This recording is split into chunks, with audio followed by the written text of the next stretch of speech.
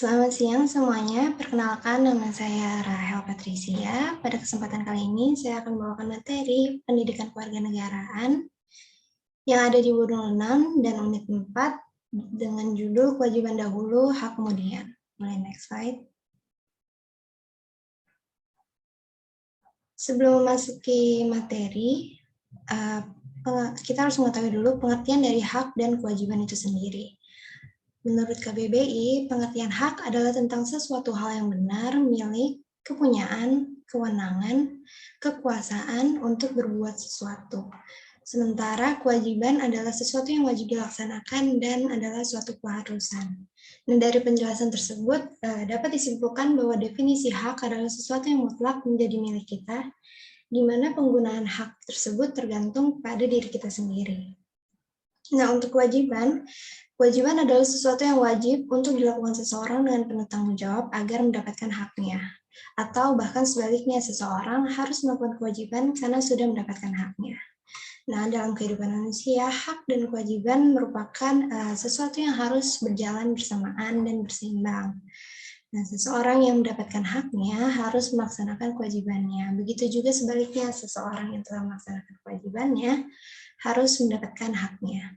Nah, lalu apa sih perbedaan dari hak dan kewajiban itu sendiri? Nah, dalam hal ini, hak merupakan sesuatu yang mutlak menjadi milik seseorang, yang artinya orang tersebut dapat mengambil haknya tersebut, tapi bisa juga tidak mengambilnya bila tidak menginginkannya. Sedangkan untuk kewajiban merupakan sesuatu yang harus dan wajib dilaksanakan oleh seseorang, yang artinya seseorang harus melakukan dengan penuh tanggung jawab. Seorang harus melakukan kewajibannya dengan penuh tanggung jawab, dan apabila tidak melaksanakan kewajiban tersebut, maka orang tersebut akan dikenakan sanksi. Sanksi yang dikenakan dapat berupa sanksi hukum ataupun sanksi sosial. Boleh next slide. Oke, selanjutnya adalah contoh-contoh dari hak dan kewajiban. Nah, berikut tertera di layar adalah beberapa dari banyaknya hak dan kewajiban yang harus kita lakukan sebagai warga negara Indonesia. Nah, contoh dari hak ada hak asasi manusia, hak untuk memeluk agama, hak atas pendidikan, dan hak berpendapat. Sementara untuk kewajiban, setiap warga negara memiliki kewajiban untuk membela dan mempertahankan kedaulatan NKRI. Lalu ada setiap orang yang memiliki penghasilan dengan jumlah tertentu memiliki kewajiban untuk membayar pajak. Dan kewajiban yang terakhir, setiap individu wajib menghormati hak asasi manusia dan menghargai orang lain. Boleh di next slide. Nah, dalam upaya penegakan hak asasi manusia ini ada beberapa tantangan, dan tantangan itu dibagi menjadi dua. Ada tantangan kultur dan ada tantangan struktural. Nah, untuk pengertian dari tantangan kultur ini merupakan berbagai rintangan atau tantangan yang bersumber pada kultur atau budaya yang ada di daerah tempat. Lalu untuk tantangan struktural, ada berbagai rintangan yang bersumber pada struktur atau pola-pola hubungan kekuasaan yang ada dalam masyarakat dan ada di daerah setempat. Boleh di next slide.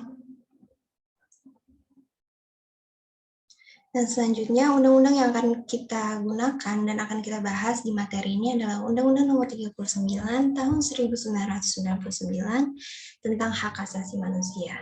Di undang-undang ini tertulis peran serta masyarakat dalam upaya penegakan hak asasi manusia yang dilakukan melalui dua cara, yaitu keterlibatan perorangan kelompok dalam menangani isu-isu hak asasi manusia dan keterlibatan dalam organisasi yang menangani isu-isu hak asasi manusia.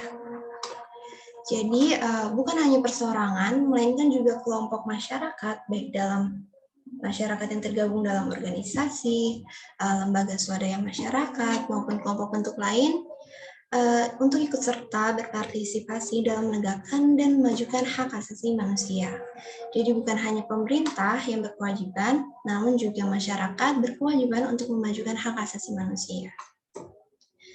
Namun demikian, ada beberapa hal yang perlu diingat dalam upaya kita melakukan penegakan hak asasi manusia, yaitu perlunya profesionalisme agar pengembangan, penegakan, dan pemajuan hak asasi manusia tidak berkembang secara sembarangan.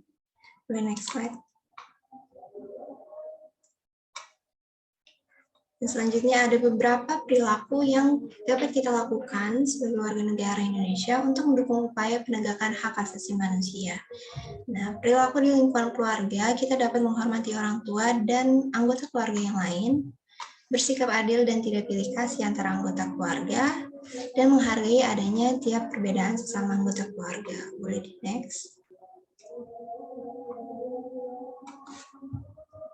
Lalu untuk di lingkungan pendidikan, baik pendidikan formal maupun pendidikan non formal, kita tidak memaksakan kehendak kepada teman atau tutor, tidak bersikap egois dalam mengemukakan pendapat saat belajar kelompok, dan tidak mengambil, merampas, dan mengganggu hak milik teman.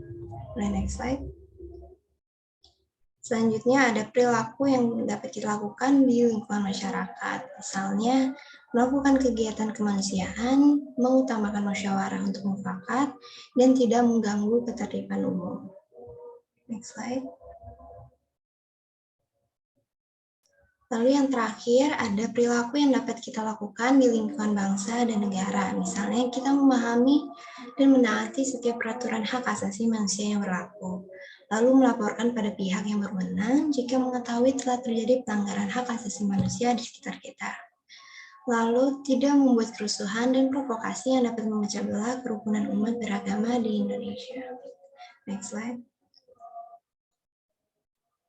Sekian pemaparan yang bisa saya sampaikan, kurang lebihnya mohon maaf. Terima kasih.